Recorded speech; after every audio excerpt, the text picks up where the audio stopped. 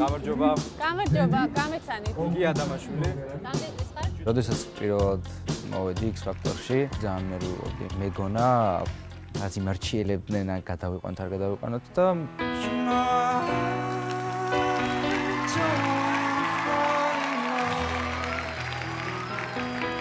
დავიხედე და რა შეხედა.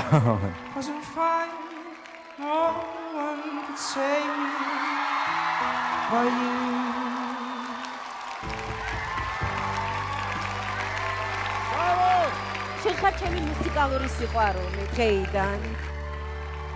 მადლობ.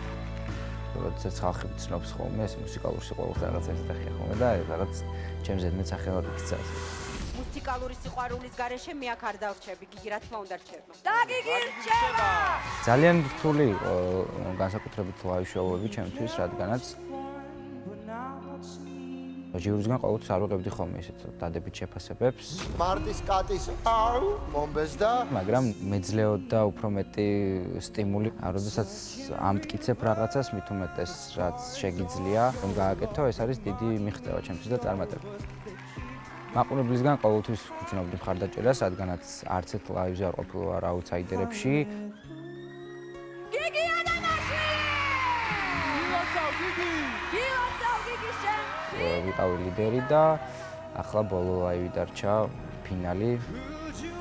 არაფერია იმაზე სასიხარო, როდესაც ხარ მომღერალი არტისტი, გადიხარ ქვეყნის ნომერ პირველ მუსიკალურ შოუში და იგებ პროექტს. ნუ ამაზე მაგარი რა უნდა არსებობს.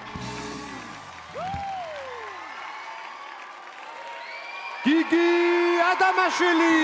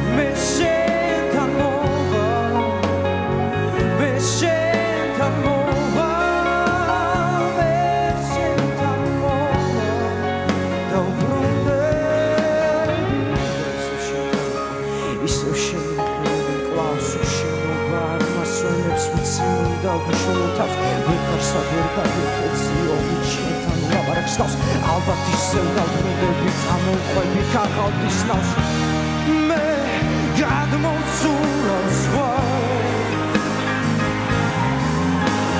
ნუ დაუჯერებ სხვა